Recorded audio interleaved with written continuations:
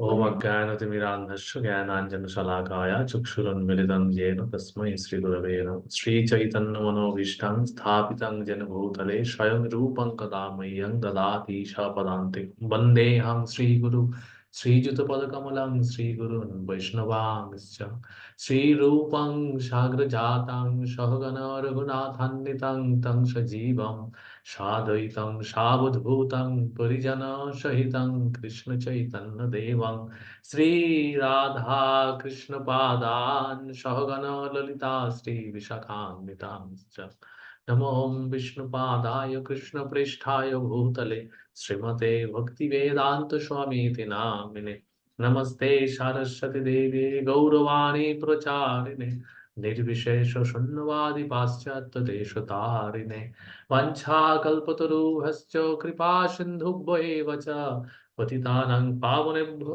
वैष्णवेभ्यो नमो नमो। हे कृष्ण करुणा सिन्धु दीनबन्धु जगत्पथे गोपेश गोपिकान्त राधाकान्त नमोस्तुते। तप्त कांचन गौरांगी राधे वृंदावनेश्वरी वृषभानुसुते देवी प्रणमामि हरिप्रिये नीलाचल निवासाय नित्याय परमात्मने बलभद्र सुभद्राभ्यां जगन्नाथाय हिते नमः। जय श्री कृष्ण चैतन्य प्रभु नित्यानंद श्री अद्वैत गदाधर श्रीवासदि गौर भक्त वृंद हरे Krishna Krishna Krishna Hare Hare Hare Ram Ram Ram Hare Hare.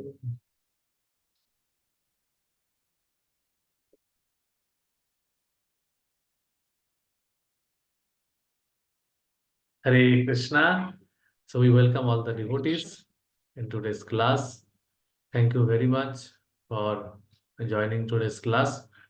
So today we would like to discuss from Mukti Siddhanta Saraswati Thakur's uh, जो लाइफ जो बायोग्राफी है का आगामीकाल भक्ति सिंह सरस्वती ठाकुर का 151 अपीयरेंस डे है, आविर्भाव तिथि है, बहुत ही पावन तिथि है।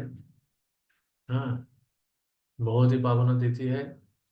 तो इधर जो मैं देख रहा हूँ भक्ति सिद्धांत सरस्वती ठाकुर का आविर्भाव हुआ था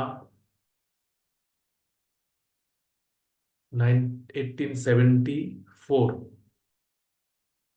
1874 का हिसाब से कल 151 ईयर्स हो रहा है। ठीक है, तो भक्ति सिद्धांत सरस्वती ठाकुर कौन है, किसी को मालूम है? भक्ति प्रभुपाद सिद्धांत, के गुरु प्रभुपाद के गुरु और हाँ, गौड़िया मठ के फाउंडर। मौर्य मठ के फाउंडर, वेरी गुड।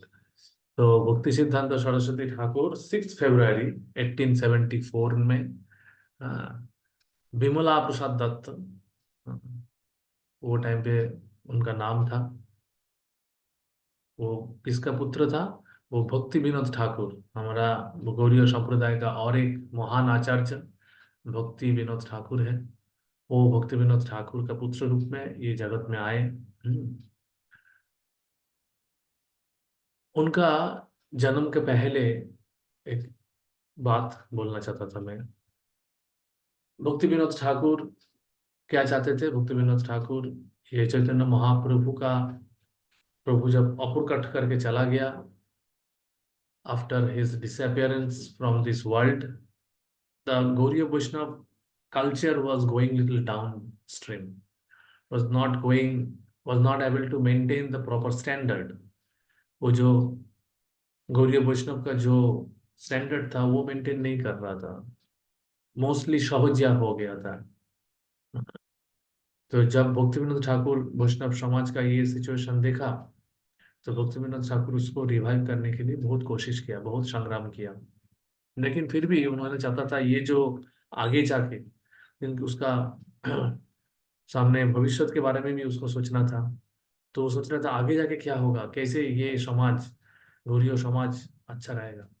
तो उन्होंने वो टाइम पे जब भक्ति विनोद ठाकुर पुरी का मैजिस्ट्रेट था, पुरी का मैजिस्ट्रेट था। अभी भी जगन्नाथ पुरी में आप जाएंगे तो बड़दंडा, जिधर से जगन्नाथ का रथ जाते हैं, उसका सामने एक बहुत बड़ा घर है, मंदिर है, अभी वो मंदिर बन गया। वो एक्चुअली भक्ति विनोद ठाकुर का घर था। तो उधर से मंदिर से चल वो घर से मैंने मंदिर तक आते थे। और भक्तिविनोद ठाकुर वो टाइम पे जब मैजिस्ट्रेट था, वो टाइम पे जगन्नाथ पुरी का जो कैसे हर दिन भगवान का पूजा अर्चन होगा उसका सब नियम कानून ठीक किया। क्योंकि वो जगन्नाथ पुरी का मंदिर का ये है कि जो मैजिस्ट्रेट है उसका बहुत मानते हैं हम लोग। तो भक्तिविनोद ठाकुर उसको अच्छा से सेवा का टाइमिंग, सेवा कैसे होना चाहिए, सब कुछ ठीक ठाक किया। तो एक बार क्या हुआ, भक्तिविनोद ठाकुर ऐसे जब गौड़िया समाज को संस्कार करने का कोशिश में लगे थे, तो वो टाइम पे भक्तिविनोद ठाकुर को लग रहा था कि आगे जाके भी ये आगे कोई कोई तो होना चाहिए जो इसको आगे लेके जाएंगे। तो उन्होंने क्या किया, उन्होंने जगन्नाथ का सामने जाके जगन्नाथ से जगन्नाथ से नहीं, एक्चुअली जगन्नाथ का बाजू में ये है मंदिर था, दुर्गा देवी का मंदिर था। उसका उसका विमला देवी का मंदिर था। वो विमला देवी से प्रार्थना किया कि मेरे को ऐसे एक पुत्र दो जो विष्णु का रे है, विष्णु का रे है। और वो पुत्र ऐसे होना चाहिए कि ये पूरा गौड़ीय वैष्णव समाज को आगे लेके जाएंगे, इसका नेतृत्व दे सकते हैं। ऐसे एक पुत्र चाहिए मेरे को। उनका बहुत सारे पुत्र थे उसी टाइम पे, लेकिन फिर भी उन्होंने ऐसे नहीं लग रहा था कि कोई पुत्र ऐसे कर सकते हैं। तो उन्होंने बहुत प्रार्थना किया। प्रार्थना करने से उनको एक पुत्र लाभ हुआ। तो वो पुत्र का इसलिए नाम दिया, विमला देवी से वो प्रार्थना करके वो पुत्र लाभ हुआ करके उनका नाम दिया भक्तिविनोद ठाकुर ने विमला प्रसाद। एक्चुअली जगन्नाथ का जो भी प्रसाद होता है वो पहले विमला देवी को भोग लगा जाता है। उनका भी एक लीला कुछ दिन बाद में मैं सुनाएगा। तो उनको ऐसे पुत्र प्राप्ति हुआ। और ऐसे पुत्र उसका कृष्णचंद्र सरस्वती ठाकुर का आविर्भाव हुआ 6 फरवरी में 1874 में। तो फरवरी के बाद फरवरी फरवरी मार्च अप्रैल मई जून जुलाई अगस्त, जुलाई अगस्त के टाइम पे रथ यात्रा होता है। 5-6 महीने हुआ था भक्ति विनोद ठाकुर भक्ति चंद्र सरस्वती ठाकुर को उम्र। वो टाइम पे जगन्नाथ का रथ यात्रा निकला था। तो रथ यात्रा निकल के मैजिस्ट्रेट के वो भक्ति विनोद ठाकुर के घर के सामने जा रहा था। तो वो मैजिस्ट्रेट है करके उधर रुक गया रथ। रथ जैसे ही रुक गया, भक्ति चंद्र सरस्वती ठाकुर के जब माता थे, माता जी ने क्या किया, भक्ति सरस्वती ठाकुर को, मैजिस्ट्रेट का वाइफ था तो कुछ प्रिविलेज तो मिलता था। तो भक्ति चंद्र सरस्वती ठाकुर को लेके रथ का ऊपर जगन्नाथ का सामने लेके गया। और जैसे ही रथ का ऊपर लेके गया, क्या हुआ मालूम है किसी को? रथ के ऊपर जैसे ही लेके गया उसका, रथ में जगन्नाथ के सामने रखा, जगन्नाथ के चरण में पंडा लोग सब रखा। तो जगन्नाथ का गले का एक माला डायरेक्ट आके भक्ति सिद्धांत शास्त्री ठाकुर का गले में पड़ गया। तो ये जो घटना घटा, उसके बाद ये घटना देख देख के सब तज्जब हो गया। तो ये जो सबको लगा कि ये लड़का, हाँ, ऑर्डिनरी लड़का नहीं है, ये एक्स्ट्राऑर्डिनरी लड़का है। और भक्ति सिंह और एक बात बोलना भूल गया, भक्ति सिंह शास्त्री का जब वो जन्म लिया था, तो जन्म जब माँ का गोद से, माँ का गर्भ से निकला, तभी क्या उसका जनेऊ जैसे एम्बिकल कॉर्ड था। एम्बिकल कॉर्ड होता है ना बच्चों का साथ माँ का जो जुड़ा होता है ना, एम्बिलिकल कॉर्ड। तो वो एक जनेऊ जैसा, ब्राह्मण के जैसे होता है ना जनेऊ, वो जनेऊ जैसे था पूरा, ऐसे ऐसे करके ऐसे लेके वो जन्म लिया।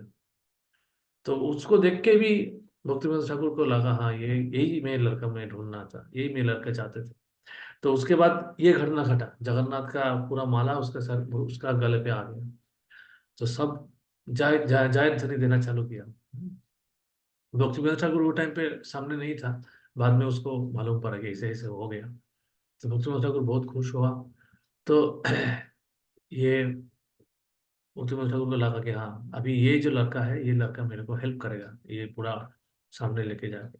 भले भक्तिविनोद ठाकुर का और भी जो लड़का है वो भक्त ही था, लेकिन इतना तेजस्वी नहीं था, इतना भक्ति चंद्र सरस्वती ठाकुर का जैसे नहीं था।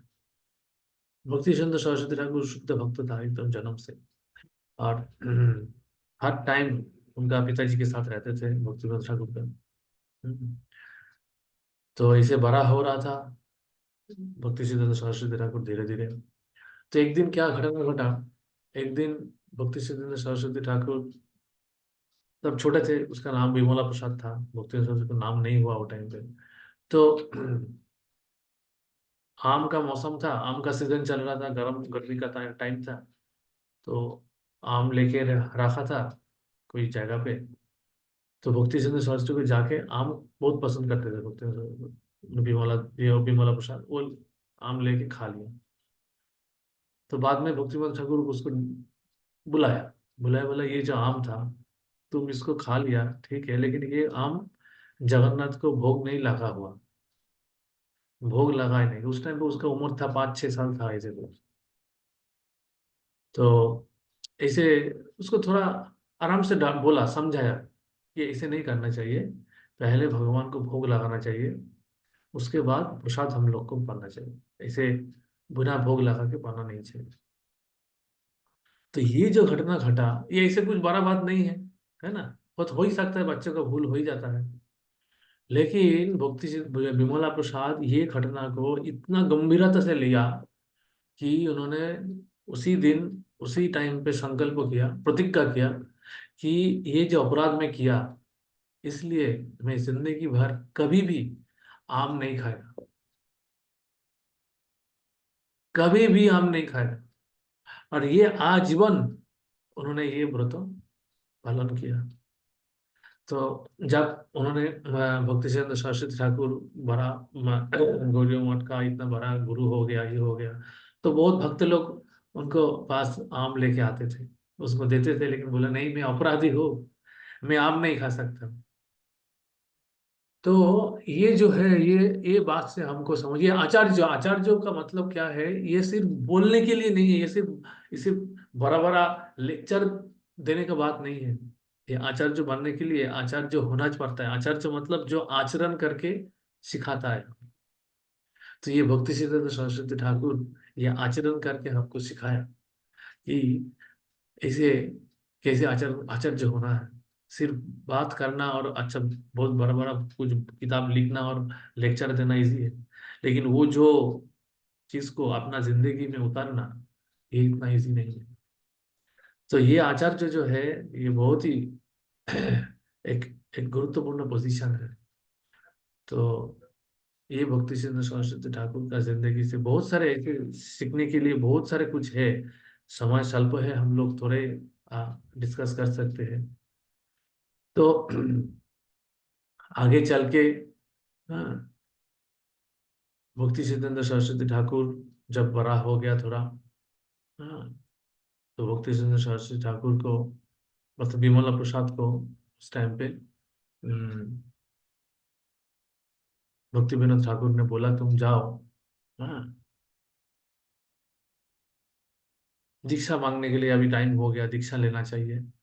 तो दीक्षा लेने के लिए उनको अ, भेजा गया है किधर, गौड़ किशोर दास बाबा जी महाराज के पास। बोला कि तुम गौड़ किशोर बाबा जी महाराज के पास जाके तुम दीक्षा लेने के लिए कोशिश करो। तो गौड़ किशोर दास बाबा जी महाराज जो था, वो इतना पंडित नहीं था। और इसमें क्या हुआ, भक्ति सिद्धांत सरस्वती विमला प्रसाद जो था, वो बहुत ही पंडित हो गया, क्योंकि उन्होंने, उनका बहुत स्कॉलरली पर्सनैलिटी था। ठीक है, पढ़ाई लिखाई में बहुत अच्छा था, हाँ, पढ़ाई लिखाई में बहुत अच्छा था।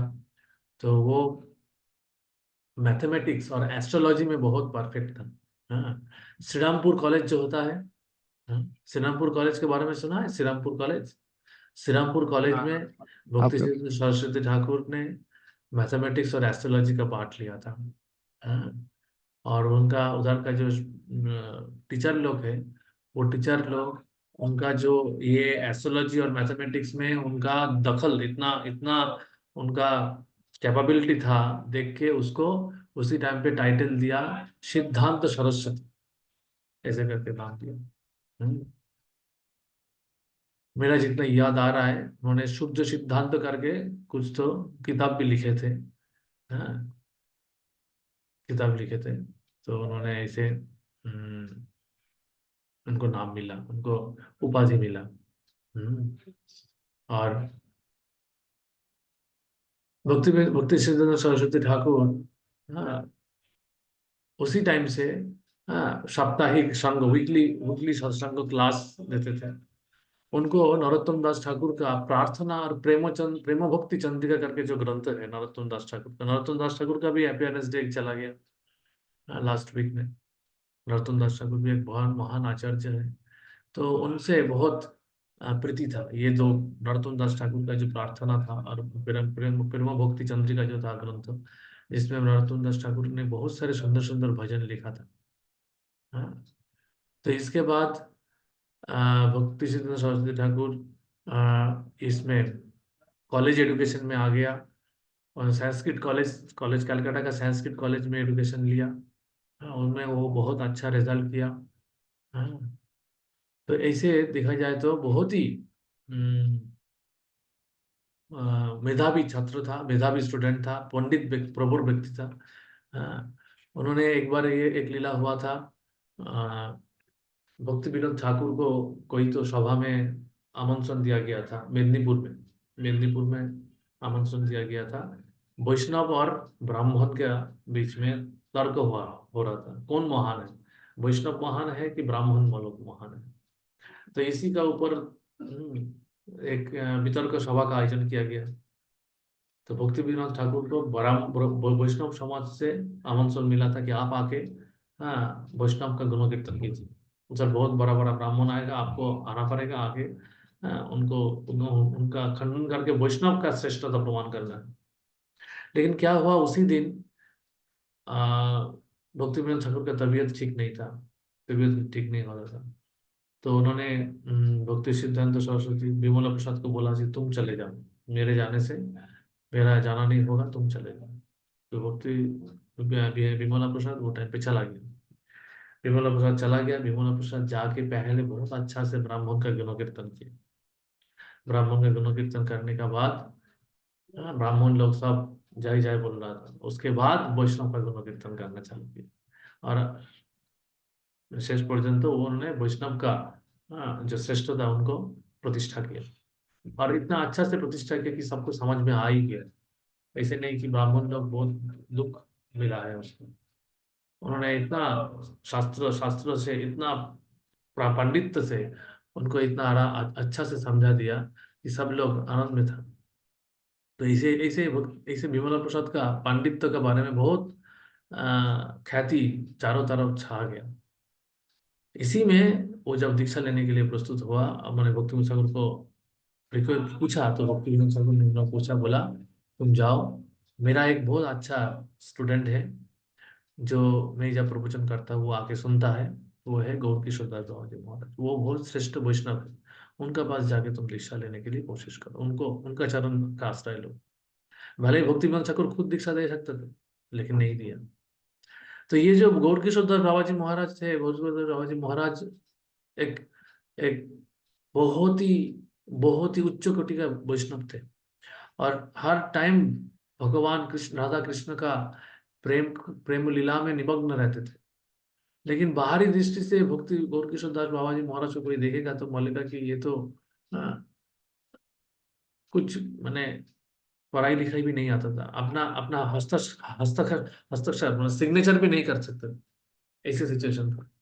और ये था एक तरफ से गौर किशोर दास बाबा जी महाराज, और दूसरी तरफ था विमला प्रसाद जो इतना पंडित प्रबल व्यक्ति था। लेकिन अभी प्रभुपद का एक प्रवचन में आप मैं सुन रहा था, बोल रहा था कि भक्ति सिंधु सरस्वती को इस प्रवचन में बोला था कि उनका विनम्रता है ये, हमको इसे समझना है।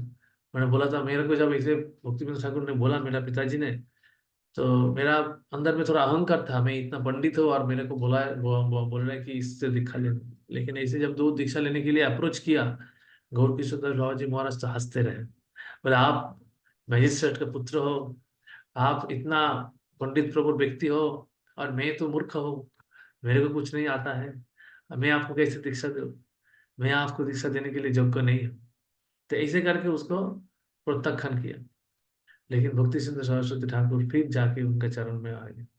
तो ऐसे बहुत बार प्रत्याख्यान करने उसको, इसको बाद एक बार बोला भक्ति सिंधु सरस्वती को, बोले मैं कृष्ण को पूछेगा उसके बाद बोलेगा आपको दीक्षा देना चाहिए कि नहीं चाहिए। ऐसे दो तीन बार होने के बाद एक टाइम पे भक्ति सिंधु आके बोल दिया कि आप अगर मेरे को दीक्षा नहीं देते हो तो मैं गंगा में जाके आत्महत्या कर लेता हूँ। तो ऐसे बोलने से भक्ति सिंह ठाकुर गोविंद कृष्ण राव जी महाराज को समझ में आ गया कि हाँ ये बहुत ही सीरियस है, भक्ति सिंह विमला प्रसाद बहुत ही सीरियस है, इसको दीक्षा देना चाहिए। तो उसके बाद उसको दीक्षा दिया। तो दीक्षा इसे लेना चाहिए। दीक्षा लेने के लिए हम लोग को ऐसे लगता है कि कोई भी गुरु में जाके आप कुछ करें और दीक्षा हो जाए, ऐसे नहीं है। बहुत एकांतिकता, बहुत विनम्रता से गुरु का चरण का आश्रय लेके दीक्षा लेना चाहिए। तो इन्होंने ऐसे हम लोग को शिक्षा दे रहा है आचार्य होके। हाँ। और बाहरी दृष्टिभंगी से गौर किशोर दास बाबा जी महाराज को लगता था उन्होंने उनको अपना सिग्नेचर करना नहीं आता था, उनको अक्षर ज्ञान भी नहीं है। लेकिन जब वो प्रवचन देते थे तो स्वयं सरस्वती देवी उनका जिहा में आके शास्त्रों का गुच्छ तत्व उनका मुखमंडल मुखपद्म से निकालते थे। तो इतना और वो जो प्रवचन होता था वो प्रवचन बहुत ही उच्च कोटि का प्रवचन होता था। बहुत ही बहुत गुणी वितक्त व्यक्ति उसको सुनने के लिए आते थे, क्योंकि वो आत्मोपलब्ध और आत्मोपलब्ध और शुद्ध भक्त है, प्रेमिक भक्त है। तो ऐसे हमको देखा जाए तो भक्ति सिंह सरस्वती के बारे में बोलने के लिए तो कुछ अंत नहीं है, बहुत कुछ बोल सकते हैं। तो एक बार ऐसे कि भक्ति सिंह सरस्वती ठाकुर ऐसे बड़ा हो रहा था, उसका दीक्षा मिला। उसके बाद धीरे धीरे उन्होंने जो उनका पिताजी का भक्ति ठाकुर का जो इच्छा था, बहुत पूरा गौड़ियो मठ गौड़ियो मिशन को गौड़ियो गौड़ियो समाज को जागृत करना, वैष्णव समाज को सुंदर से उसका मान को एक अच्छा जगह पे लेके स्टैंडर्ड में लेके जाना, ये सब उन्होंने चालू किया। तो इसके लिए उन्होंने एक संघ प्रतिष्ठा किया गौड़ियो मिशन नाम में। और वो संघ प्रतिष्ठा करने के बाद प्रचार में आ गया। और प्रचार करने के पहले हाँ भक्ति सिंह सरस्वती ठाकुर हाँ बहुत शंख माला किया, बोला जाता है 10 कोटि 10 करोड़ हरिनाम जाप किया। उसके बाद उन्होंने प्रचार में आ गया। तो नवद्वीप में एक जगह है, एक द्वीप है, एक उधर एक मंदिर भी है। वो मंदिर मंदिर में बैठ के वो हर पूरा दिन रात हरिनाम करते थे, पूरा दिन रात हरिनाम करते। हरिनाम करने के बाद वो एक संकल्प लिया था, 10 कोटि हरिनाम करने के बाद उन्होंने हरिनाम जप करने के बाद प्रचार में आए। और प्रचार में आने के बाद उन्होंने क्या किया, पहले प्रचार का प्रधान केंद्र स्थापन किया किधर किधर, कलकत्ता में।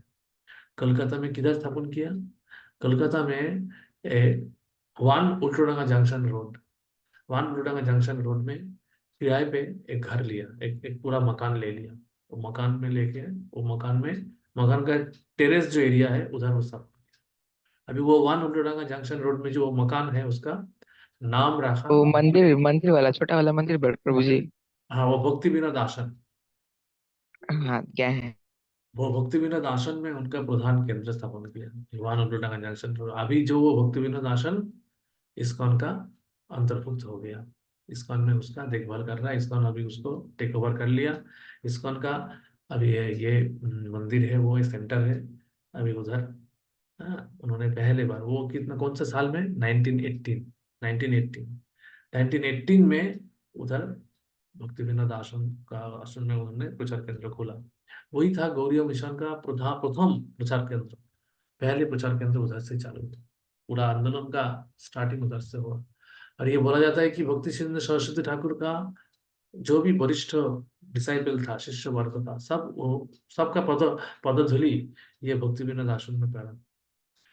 ऐसे भी सुना गया है, इतिहास में है कि नेताजी सुभाष चंद्र बोस ने भी ये भक्ति विनोद आश्रम में आया था मिलने के लिए भक्ति चंद्र सरस्वती ठाकुर से, क्योंकि नेताजी सुभाष चंद्र बोस का जो पिताजी था वो पिताजी भी भक्ति चंद्र सरस्वती ठाकुर का गुणग्राही था।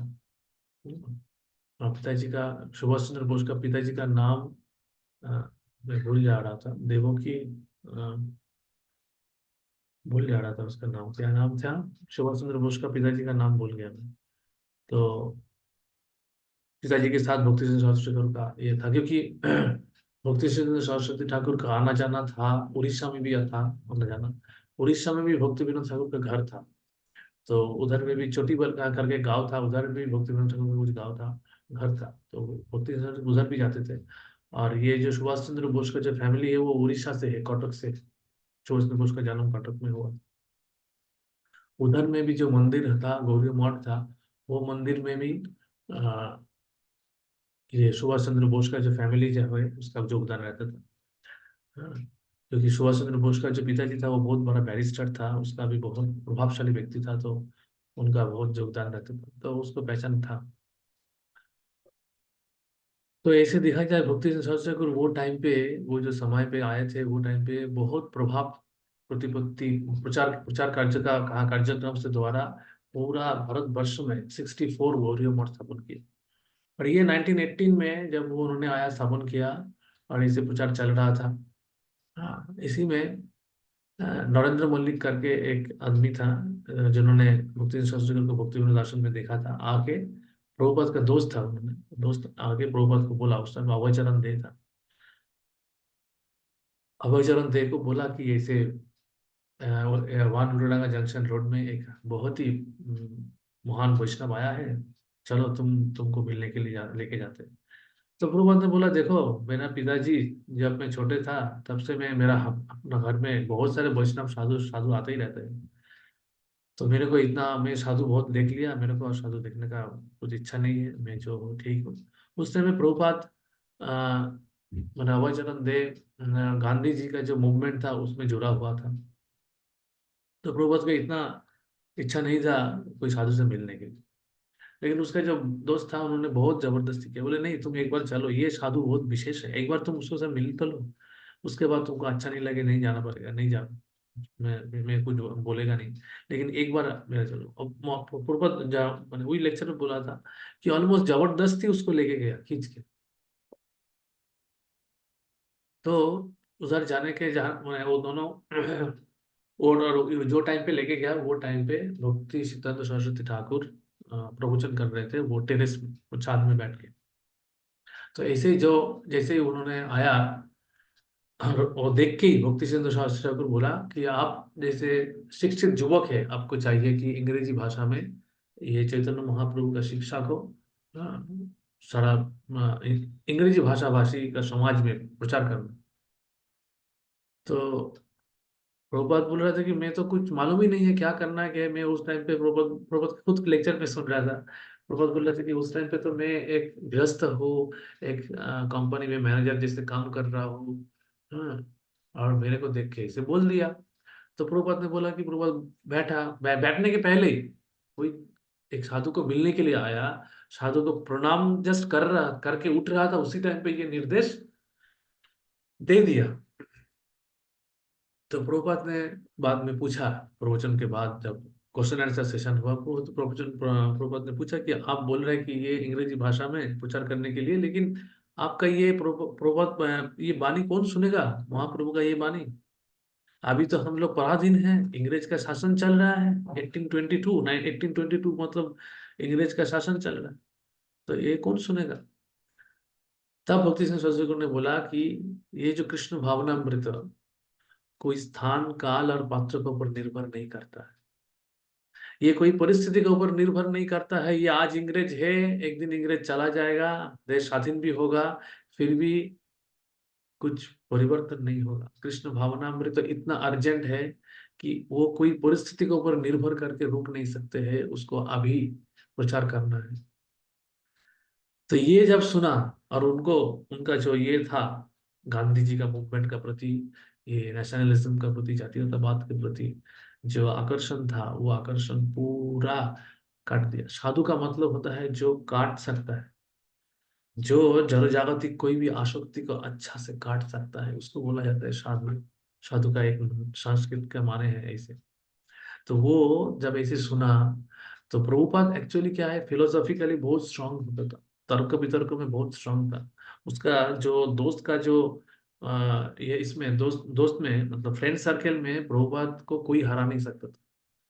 प्रभुपाद को कभी कोई वितर्क में, तर्क वितर्क में कोई हरा नहीं सकता।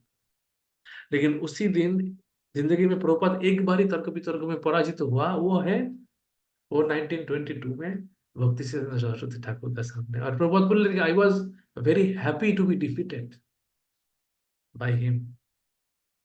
तो उनको ये समझ में आ गया था कि ये जो साधु है, ये कोई साधारण साधु नहीं है, साधारण वैष्णव नहीं है, ये बहुत ही महत्वपूर्ण महान वैष्णव है, महान साधु है। तो बाद में उन्होंने दोस्त का बहुत हाँ आदर किया, बोला कि हाँ नहीं तुमने मेरे को लेके गया, I am very thankful to you, इसे एक अच्छा साधु से तुमने मिलाया। तो ये उन्होंने बोला कि चैतन्य महाप्रभु का मूवमेंट बहुत ही एक अच्छा साधु का हाथ में है। तो ये बहुत ही प्रभावित हुआ प्रभुपाद। ये था एक ऐतिहासिक साक्षात्कार, जो साक्षात्कार से ये पूरा दुनिया का दुनिया का चित्र बदल हो गया। हाँ, आज हम लोग ये संडे का दिन में बैठ के ये जो बातचीत कर रहा है, ये भी, ये बातचीत करने का भी अनुप्रेरणा उसी दिन भक्ति सिद्धांत सरस्वती ठाकुर का जो वो निर्देश था, वो निर्देश से मिला है।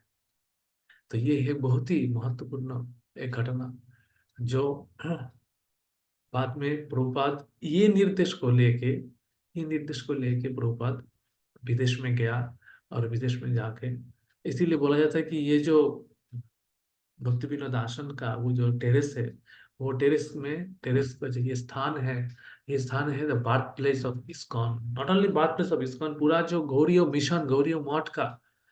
मठ का भी बर्थ प्लेस है, क्योंकि इधर से ही चालू हुआ पूरा गौड़ीय आंदोलन, ये जो हरे कृष्ण आंदोलन। तो ये बहुत ही महत्वपूर्ण एक स्थान है। हाँ। तो ऐसे एक्चुअली शुद्ध वैष्णव को मालूम होता है कि किसका अंदर क्या, कौन क्या कर सकता है। तो उसका हिसाब से उन्होंने ये निर्देश, ये दिव्य निर्देश प्रभुपाद को, अभय चरण दे को दिया था, जो आगे जाके ये इस्कॉन का स्थापना किया। तो ऐसे भक्ति सिद्धांत सरस्वती ठाकुर का बहुत सारे लीलाएं हैं। भक्ति सिद्धांत सरस्वती ठाकुर कोई, ये जो शास्त्रों का जो निर्देश है, शास्त्रों का जो निचोड़ है, उसका साथ कभी आपोष नहीं किया, कुछ कॉम्प्रोमाइज नहीं किया। उन्होंने एज इट इज उनको प्रेजेंट किया उसको। इसीलिए भक्ति सिद्धांत सरस्वती ठाकुर को सिंह गुरु बोला जाता है। उनका अंग्रेजी भाषा में इतना दखल था कि अंग्रेज लोग का सामने भी अगर प्रवचन देते थे, तो अंग्रेज लोग भी डिक्शनरी खोल के देखना पड़ता था क्या वर्ड बोल रहे हैं। इतना उसका ये था। उनका जो अंग्रेजी भाषा में जो एसेस होता है, प्रबंध होता था, वो भी बहुत जबरदस्त होता था। तो ऐसे बहुत, उसके बाद भक्ति सिंह सरस्वती को पूरा भारतवर्ष में अ, प्रवचन किया, भारतवर्ष में प्रचार किया, बहुत सारे, सारा पूरा भारतवर्ष में 64, भारतवर्ष और बर्मा में एक था, बर्मा में भी एक मठ स्थापन किया। तो ऐसे 64 मठ स्थापन किया। और ऐसे पूरा चैतन्य महाप्रभु का वाणी बहुत अच्छा से चालू किया। और भक्ति सिंह सरस्वती ठाकुर ने ऐसे हरिनाम दीक्षा, ऐसे ब्राह्मण दीक्षा करके जो नियम है, ये सब नियम बनाया। हाँ। तो ये बहुत ही, और यही यही आगे जाके प्रभुपद में भी यही कैरी फॉरवर्ड किया, और इस्कॉन का स्थापना हुआ इसी तरह। हाँ। तो भक्ति सरस्वती ठाकुर का बोलने बोलने के लिए बहुत कुछ है। हाँ, भक्ति सरस्वती ठाकुर कभी भी, एक बात मेरा याद आ रहा है, बहुत सारे लीलाएं ऐसे हैं, कौन कौन किसको छोड़ के कौन बोलो यही समझ में नहीं आता है। तो छोटे से एक लीला बोलना चाहता हूँ कि उन्होंने बहुत आचार्यों का शिक्षा दिया ऐसे कि कभी अ, कोई नीति से कॉम्प्रोमाइज नहीं करना। जैसे सन्यासी ब्रह्मचारी को कोई कभी भी अकेला स्त्री संग नहीं करना चाहिए, ये एक नीति है। तो एक बार क्या हुआ, उनका एक शिष्य के साथ एक स्त्री आया, उनका अपना स्त्री आया, वाइफ आया। तो उन्होंने वाइफ ऐसे वो सामने बैठ के बात कर रहा था, तो वाइफ को बोला, वाइफ ने भक्ति से पूछा कि आपसे मेरे को पर्सनल कुछ बात करना है, एकांत में कुछ बात करना चाहते थे। तो भक्ति ठाकुर का उम्र वो टाइम पे जो था, मतलब 70 का ऊपर था, और वो माता जी बहुत ही कम उम्र का था, ऑलमोस्ट भक्ति ठाकुर का मतलब पोती का एज पे होगा। लेकिन फिर भी भक्ति ठाकुर बोला कि आपको जो बोलना है मेरा सामने, सबका सामने ही बोलना है, मैं आपसे एकांत से मिल नहीं सकता। तो ये जो स्टैंडर्ड है, ये आपको सीखना चाहिए। हम कभी कभी को ये सब, इसको छोटा छोटा बात बोल के हम लोग नेग्लेक्टफुल हो जाते हैं ना, ठीक है एक दो बार बात कर सकते हैं, नहीं। तो भक्ति शास्त्र गुरु आचार्य होके ये शिक्षा हम लोग को दे रहा है कि हम लोग कभी भी ये जो प्रिंसिपल से अपोज नहीं कर सकते। और वो मायावाद का विरोधी होता था। मायावाद मतलब जो सब कुछ एक है, सब कुछ एक है, हम लोग सब भगवान है। तो ये जो धारणा एक होता है, ये धारणा से, ये धारणा का विरोधी था। और इनको इनको उन्होंने बहुत अच्छे तरह, बहुत बार इनको, बहुत तरीका से इसको ये मायावाद का, अ, मायावाद का जो दर्शन है, ये जो भ्रांत दर्शन को उन्होंने पूरा धूलिसात किया है अच्छी तरह, भागवत का सिद्धांत से। तो ये और क्या बोल सकते हैं, भक्ति सिंधु शास्त्र का बोलने के लिए तो बहुत कुछ है। भक्ति विकास हेतुनाथ भक्ति विकास स्वामी महाराज ने एक बहुत बड़ा पुस्तक लिखा है, भक्ति वैभव, भक्ति वैभव करके। लेकिन वो पढ़ने के पहले प्रभुपाद का पूरा बुक्स पढ़ना चाहिए, उसके बाद वो पढ़ सकते हैं। वो थोड़ा हाई स्टैंडर्ड है, इसीलिए बोलने के लिए बहुत कुछ है पूरा। एक एनसाइक्लोपीडिया, उनको जो एक बार पढ़ लेते थे ना, वो याद रह जाता था, वो कभी भी नहीं भूलता था। हाँ, उनका मेमोरी इतना शार्प होता था, शार्प था। एक बार मेरे को यही याद आ रहा है। उसी टाइम पे एक्चुअली क्या है ना, भक्ति सिद्धांत सरस्वती ठाकुर जैसे प्रचार कर रहे थे, प्योर वैष्णविज्म, प्योर शुद्ध वैष्णव। लेकिन वो टाइम पे जो वो समाज था, वेस्ट बंगाल का, बंगाल का जो समाज था, भारतवर्ष का समाज था, समझ में नहीं आ रहा था। क्योंकि एक तरफ से अंग्रेज का शासन चल रहा था, हाँ, दूसरी तरह कलिजुग का तो प्रभाव प्रभाव तो था ही, सब मिला के समझ में नहीं आ रहा था। तो एक बार क्या हुआ, भक्ति सिंह सरस्वती ठाकुर हर, हाँ, हर महीना एक मैगजीन चालू किया। हर महीना की, हाँ, हर महीना एक मैगजीन, हर हफ्ता, साप्ताहिक एक मैगजीन चालू किया, हर हफ्ता में वो निकलता था। तो एक आदमी आके उसको पूछा कि आप ये हर हफ्ता क्या मैगजीन छपते, इतना क्या रहता है भगवान के बारे में बोलने के लिए आपके पास? तो उन्होंने बोला कि देखिए, हमारे पास, आप अगर हमको सपोर्ट कर सकते हैं और लोग लोग रेडी है पढ़ने के लिए, तो हम हर एक घंटा भगवान के बारे में एक मैगजीन निकाल सकते हैं। बोले कैसे? बोले कैसे बोली? बोले देखिए, ये जो पूरा सृष्टि है भगवान का, ये सृष्टि में सिर्फ 1/4 पार्ट है मेटेरियल वर्ल्ड, जड़ जगत है, जड़ जगत है एक 1/4 अंश, बाकी 3/4 भाग है स्पिरिचुअल। तो ये 1/4 वर्ल्ड के जगत के लिए हर दिन एक न्यूज़पेपर निकलता है, और दूसरा दिन वो गार्बेज में भरा रहता है, कोई पूछता नहीं है। हर दिन एक न्यूज़पेपर रहता है, एक 1/4 जड़ जगत के लिए। तो 3/4 जो स्पिरिचुअल वर्ल्ड है, उसके लिए तो हर घंटा एक न्यूज़पेपर निकल सकता है। इतना कुछ है बोलने के लिए, भगवान के बारे में बोलने के लिए, लिखने के लिए, सुनने के लिए, इतना कुछ है कि हमारा एक जिंदगी तो कुछ भी नहीं है। हम लोग पूरा जिंदगी भर करते, पढ़ते रहे, चलते रहे, इसमें लगे रहे, उसका अंत नहीं। तो ऐसे था उनका भावना, कृष्ण भावना अमृतम, इतना उच्च कोटि का भावना था। तो और एक लीला बोल के मैं समाप्त तो करेगा। और हाँ, ये प्रभुपाद, प्रभुपाद के साथ उनका जो आदान प्रदान, वो थोड़ा बोल लेता हूँ लीला, उसके बाद एक लीला बोल के समाप्त करें। तो प्रभुपाद के साथ उसका जो ये था, प्रभुपाद को ऐसे लग रहा था, प्रभुपाद तो ऐसे उसके पास, उसका प्रभुपाद का जीवन बहुत ही प्रभावित हुआ। बीच बीच में वो मिलते आते थे, वो भक्ति विनोद आश्रम में प्रभुपाद ने बहुत बहुत बार आया मिलने के लिए। और हाँ, कभी भक्ति सिंधु सरस्वती होते थे आश्रम में, कभी नहीं होते थे, लेकिन उनका जो शिष्य वर्ग होता था, बहुत आदर करते थे अभय चरण दे का। हम्म। तो उसके बाद उनको अभय चरण दे ने कलकत्ता से शिफ्ट करके चला गया।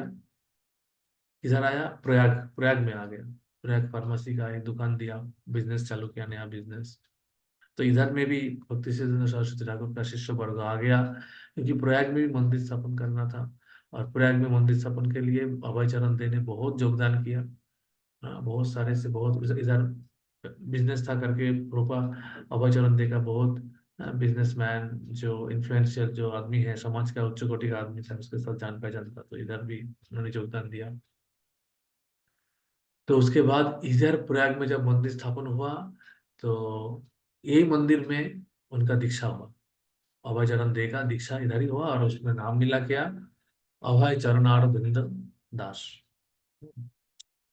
तो जब दीक्षा के लिए रिकमेंडेशन गया था, तब भक्ति सिंह शास्त्री ने बोला था, हाँ ये अभय चरण देखो मैं पहचानता हूँ, क्योंकि इनमें सुनने का बहुत आग्रह, ये भक्त कृष्ण कथा सुनना चाहते हैं। कैसे मालूम पड़ा? एक बार प्रभुपाद बिजनेस के लिए घूमते रहते थे, घूमते घूमते एक बार मथुरा में पहुंच गया। मथुरा में पहुंचने से ही उनको याद आया कि अभी गुरु महाराज का यात्रा चल रही है। तो उन्होंने तुरंत ट्रेन से उतर के उधर कैंप में चला गया, जिधर भक्ति संसार की यात्रा चल रहा है। और कैंप में जाके भक्ति संसार के मिले, प्रणाम किए। उनके बाद शाम के टाइम पे अनाउंसमेंट हो रहा है कि अभी शाम में भक्ति चंद्र शास्त्री ठाकुर ने प्रवचन देगा, और उसी टाइम पे आदि केशव मंदिर में यात्रा निकलेगा, यात्रा माने दर्शन करने के लिए यात्रा जाएगा, परिक्रमा में जाएगा। तो जो भक्त यात्रा में आना चाहते हैं, तो वो यात्रा में आने के लिए इधर मिल लीजिए, एक जगह बोल दिया, और जो प्रवचन सुनने के लिए आग्रह है वो इधर कैंप में आ जाइए। तो इसे घोषणा जैसे सुन लिया सब लोग, मैक्सिमम लोग क्या किया, वो यात्रा में चला गया। दो तीन भक्त था जिनमें अभय चरण देव। एक्चुअली क्या है, भक्ति से शास्त्र का जो प्रवचन था वो बहुत ही हाई स्टैंडर्ड प्रवचन था, सबको वो समझ में नहीं आता था। लेकिन अभय चरण देव का ये था कि मेरे को प्रवचन समझ में आए भले नहीं आए, लेकिन गुरुदेव का मुखपद्म से मैं सुन रहा हूँ, यही मेरा जीवन का अंतिम, जीवन का एकमात्र लक्ष्य है, यही सबसे बड़ा धन है मेरा, मेरे लिए, मेरे और कुछ नहीं चाहिए। यात्रा तो बाद में भी कर सकते हैं, लेकिन ये शुद्ध भक्तों का जो एसोसिएशन, जो संघ है, ये तो मिलेगा नहीं हमें। क्योंकि वो टाइम पे अभय चरण देव बिजनेसमैन था, उनको इधर उधर भाग दौड़ का जिंदगी था, उनको टाइम नहीं मिलता था गुरुदेव का संग मिलने के लिए। तो ये टाइम जब मेरे को मिला है तो मेरे को सुनना है। तो ये भक्ति सिद्ध शास्त्री को याद था उनको, जब उन्होंने बाद में 1933 में दीक्षा हुआ, 1922 में पहले मुलाकात, और 1933 में 11 इयर्स बाद दीक्षा हुआ। हम लोग कभी कभी मिस्कॉन में आके दीक्षा लेने के लिए बहुत हड़बड़ाते हैं, हम लोग सोचते हैं अभी आ गया, एक दो साल में दीक्षा नहीं हो रहा तो क्या हो रहा है। तो ऐसे नहीं था, वो टाइम पे भी ऐसे धैर्य सहकार उन्हें रोकना पड़ता था। तो ये था बोलना। तो उसके बाद उसका दीक्षा हुआ, हरिनाम दीक्षा हुआ, उसके बाद ब्राह्मण दीक्षा भी थोड़ी दिन में हो गया। तो ऐसे ये हरे बोलने का तो कृष्णा बहुत प्रभु। कुछ। हरे कृष्णा। हम बोल रहे ना प्रभु, प्रभुपाद का पूरा नाम तो ये क्या था? भक्ति विनोद करके कुछ था ना? अभय चरणारे भक्ति वेदांत स्वामी वो था बाद ना? में टाइटल मिला था। किससे मिला था? वो टाइटल भक्ति सिंधु सरस्वती ठाकुर का ही कोई एक डिसाइपल, सीनियर डिसाइपल, जिन्होंने उनको सन्यास दीक्षा दिया, सन्यास दीक्षा के टाइम पे उनको ये टाइटल मिला था। ठीक है प्रभु। हरे कृष्ण। दीक्षा दीक्षित नाम था अभय चरणारविंद दास। हाँ हरे कृष्ण। ठीक है। तो ऐसे एक बार क्या हुआ, हम्म, कौन सा लीला बोलने से, एक लीला बोल के समाप्त करता हूँ। हाँ, अब लीला नहीं, पहले ये जो मुलाकात हुआ उसके बाद भक्ति सिंह शास्त्री ठाकुर को उन्होंने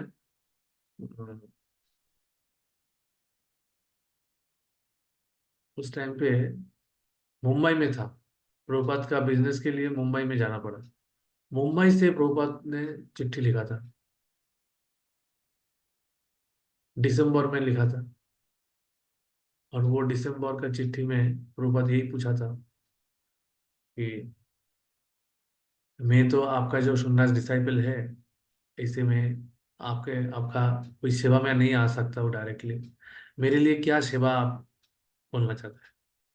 तो उनका रिप्लाई यही आया था भक्ति से सर कि जे आप जब टाइम मिलेगा आप पुस्तक छापिए, और अंग्रेजी भाषा में ये सब ग्रंथों का अनुवाद कीजिए, और अंग्रेजी भाषा में इनका प्रचार कीजिए।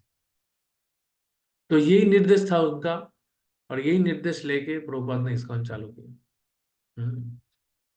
तो ये बहुत इंपॉर्टेंट एक बात है कि प्रभुपाद के जो ग्रंथ है वो ग्रंथों का हमको पढ़ना चाहिए, और ये ग्रंथों का वितरण करना चाहिए। इसमें ही प्रभुपाद खुशी होगा, प्रभुपाद का आनंद है, और भक्ति सिंह सरस्वती को भी आनंद है। तो भक्ति सिंह सरस्वती को यही था, प्रचार करना है। ये प्रचार करने के लिए हमको खुद को प्रचार करना है। तो आज एक प्रवचन में सुन रहा था, पहले हमारा अपना अपना मन को प्रचार करना है। हमारा मन बहुत ही अभक्त है, भक्ति में लगना नहीं चाहते हैं। हम लोग बाहरी दृष्टिभंगी से भक्ति करने का कोशिश करते हैं, लेकिन अंदर में भक्ति करने का इच्छा हर टाइम पे नहीं होता है।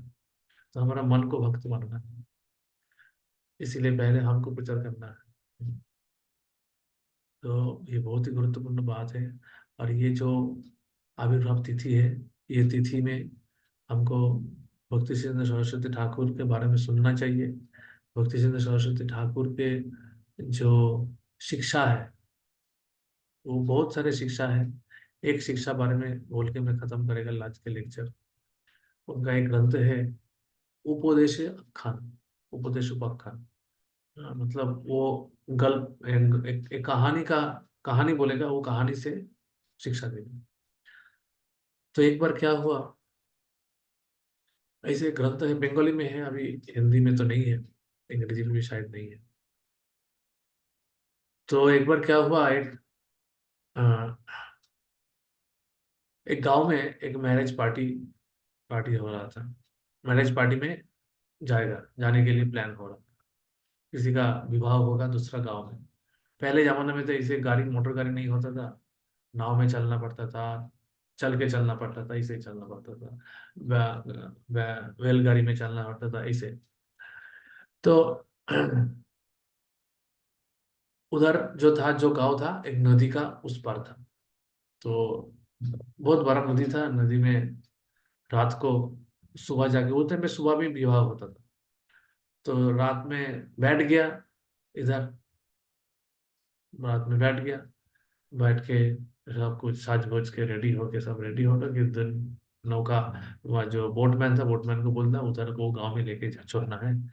उधर सुबह हम लोग का विवाह का अनुष्ठान है, उधर लेके चलिए। तो ऐसे करके चालू कर दिया। अभी रात का मौसम था, रात हो गया, सुंदर हवा दे रहा था, धीरे धीरे सब सो गया। और नौका का जो माझी था, वो बोटमैन, पूरा रात भर नौका चलाते रहा, चलाते रहा, चलाते रहा, चलाते रहा। इसे धीरे धीरे रात खत्म होके दिन आ गया, धीरे धीरे आलो चारिदिक हो गया, दिन हो गया, सब धीरे धीरे उठ गया। उठने के बाद सबको लगा अभी उतरना है, विवाह उत्सव में जाना है। लेकिन उतरने के पहले किसी किसी को लगा, अरे हम लोग किधर आ गया, हम लोग तो अपना गांव का उधर ही है लगता है, क्या हुआ, हम लोग की आया नहीं। बोटमैन को पूछा, बोटमैन पूछा, नहीं आप, मैं तो पूरा रात भर नौका चला है, तो कैसे, क्या क्या हुआ। उसको पता चला कि नौका जिधर था उधर ही है, नाव हिला ही नहीं। ये कैसे हो सकता है। नाव, बोटमैन बोल रहे मैं पूरा दिन चलाया, उसके बाद क्या क्या हुआ, क्या हुआ। उसके बाद देखा, अरे ये जो नोंगर होता है ना, एंकर, वो एंकर को खुला ही नहीं, वो एंकर उधर ही अटक गया। वो एंकर उधर अटक के वो पूरा रात भर नाव चलाते रहे। तो तो उसमें क्या हुआ, जिधर के थे उधर ही रह गए।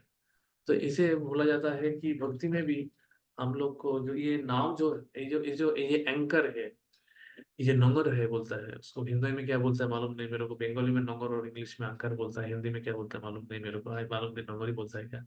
तो उनको हम लोग नहीं निकालेगा ना, ये जो अटैचमेंट है हमारा जिंदगी का, ये अटैचमेंट को हम लोग नहीं निकालेगा ना, तो हम लोग भक्ति करने के लिए हम लोग कोशिश करते रहेंगे, लेकिन वो उसमें हम लोग आगे नहीं जा पाएंगे, क्योंकि हमारा अटैचमेंट को रख के हम लोग अगर करते हैं, तो हम लोग आगे नहीं जा पाएंगे। तो आगे जाना है तो अटैचमेंट को निकालना है। और ये भक्ति ठीक से करने से ही होगा। ऐसे नहीं कि अटैचमेंट निकालने के लिए अलग से कुछ कोशिश करना पड़ता है। ये भक्ति ऐसे है, विषय विनिर्वर्तन्ते निराहारस्य देहिनम परम दृष्टा निवर्तन, रसो वर्जन रसो पशु परम दृष्टा निवर्तन। ये जो भक्ति करने से हम लोग का, भक्ति का ऊपर हम लोग साधु संग करने से, साधु संग जितना करेंगे, जितना हम लोग साधु संग में बैठ के भगवान का कथा सुनेंगे, तभी हम लोग का हृदय का शुद्धिकरण होगा, और हृदय का शुद्धिकरण होने, शुद्धिकरण का मतलब ही है वो जो अनर्थ जो है, अनर्थ का प्रति हम लोग का जो आसक्ति है वो चला जाएगा। ये जो भोग करने का जो प्रवृत्ति है वो चला जाएगा, क्योंकि हम लोग को धीरे धीरे समझ में आएगा हम लोग इधर भगवान को छोड़ के भोग नहीं कर सकते। हम लोग आनंद में तभी रह सकता है जब भगवान को लेके करते हैं। जैसे हमको हमको हमका शरीर का पुष्टि, शरीर में पुष्टि मिलना है, तो हमको पेट में खाना देना पड़ेगा। हम लोग डायरेक्टली किधर भी खाना नहीं डाल सकते, है ना। तो ऐसे, तो ये जो अटैचमेंट है, ये अटैचमेंट छोड़ना है। अटैचमेंट क्या है? मैं करता हूँ, मैं भोगी हूँ, मेरे को आनंद चाहिए, मेरे को ये चाहिए, मेरे को वो चाहिए। नहीं, भगवान को दो। जो मेरे को, मैं मेरे लिए सोच रहा हूँ वो सब भगवान के लिए दीजिए। मेरे को अच्छा खाना है, पहले भगवान को दीजिए, उसके बाद खाइए, क्या प्रॉब्लम है? हाँ। लेकिन ये सिंपल सा बात, ये सिंपल सा सरल बनता हम लोग को समझ में नहीं आता। तो यही एक शिक्षा भक्ति सिंधु शास्त्री ने हमको दे रहा है। ये उपदेश, ये कहानी का मतलब। तो हम लोग को ये अटैचमेंट को छोड़ना है, छोड़ने से हम लोग आगे जा सकता है।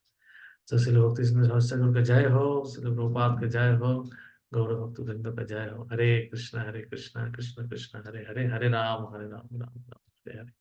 इधर ही आज की कथा का विराम देते हैं। सबको बहुत बहुत धन्यवाद। हरे कृष्णा।